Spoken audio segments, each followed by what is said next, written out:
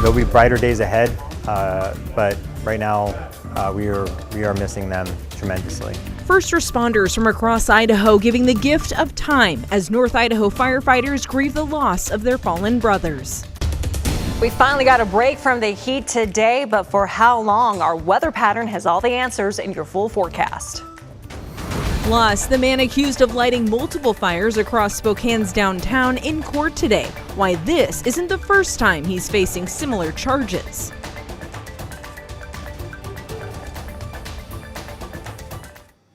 Well, good evening and thanks for joining us for KREM 2 News. I'm Amanda Rowley. A somber day in Coeur d'Alene. The first of 2 fire battalion chiefs killed in an ambush on Canfield Mountain was laid to rest this morning.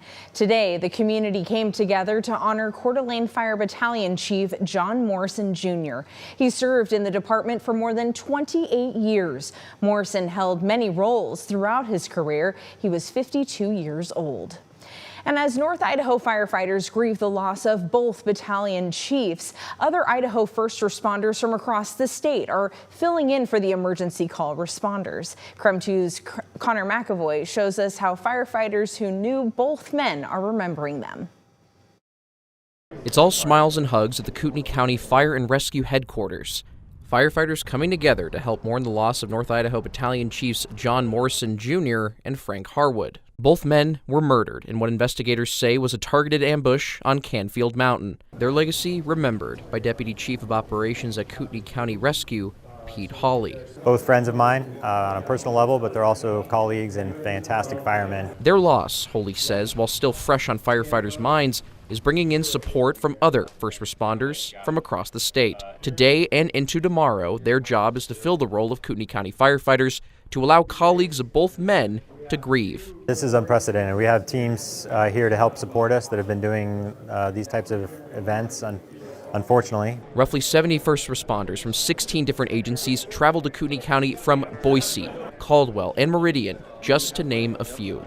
The professional firefighters of Idaho helped coordinate the dozens of staff filling the gaps in service. Those positions were not just filled, but we overstaffed, knowing we're having firefighters coming into an unfamiliar territory. Kurt Carpenter is the president of the Idaho Fire Chiefs Association. He says the aid firefighters are bringing to families and colleagues is important during the grieving process. Just start having conversations about mental health, some of the impacts this will have on not just this fire department and the families, but also the community. A celebration of life for friends and family and a public procession happened today for John Morrison.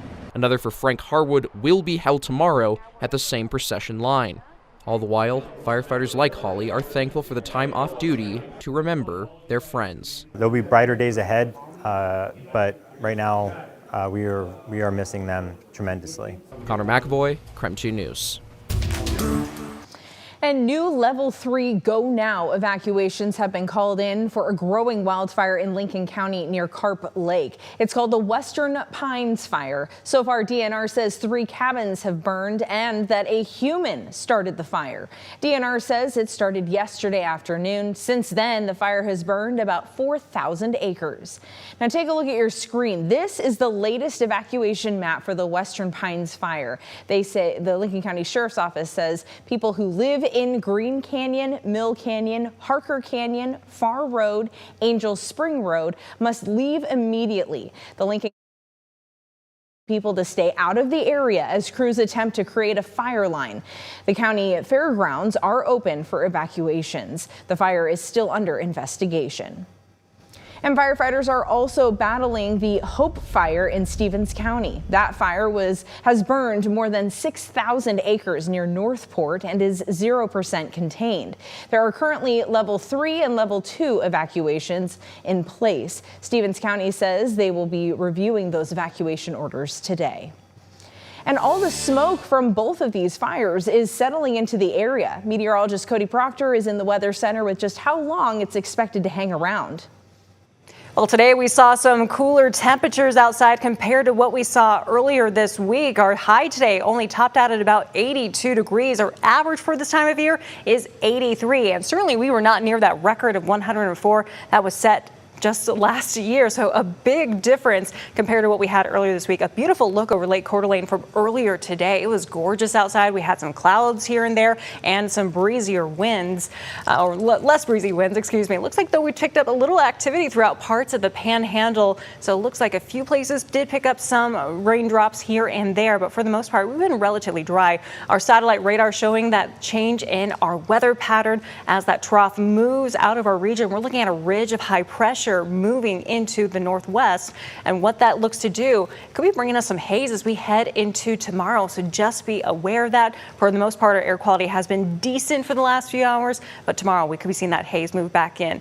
Tomorrow looks like we start things off in the upper 50s before warming up. Your next 3 days, we look to warm back up in the weekend. More coming up in your full forecast. All right, thank you, Cody. It's time now for your Night Beat with a quick look at the day's top stories. The man suspected of starting 6 fires in downtown Spokane Tuesday morning made his first appearance in court this afternoon.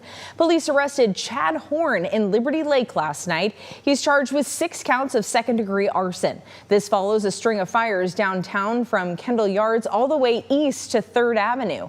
Investigators believe Horn started the fires that damaged My Fresh Basket and the Orchard Fellowship Church office.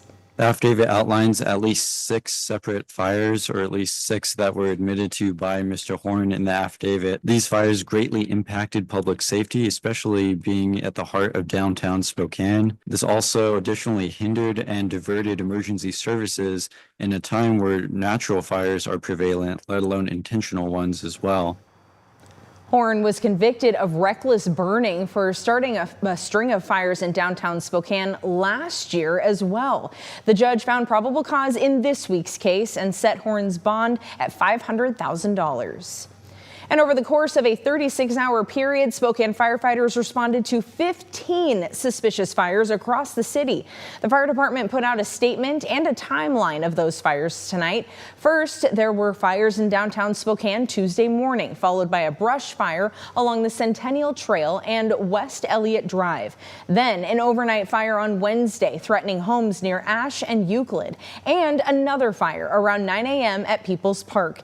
Anyone with information on any of these fires are asked to call Crime Check. Washington State could get more than $16 million as part of a nationwide settlement announced today. That settlement says 8 drug makers made opioid pills and worsened the nationwide opioid crisis. The overall settlement is for $720 million. Of the money coming to Washington State, half will go to the state government and the other half will be distributed among local governments to use in fighting opioid abuse.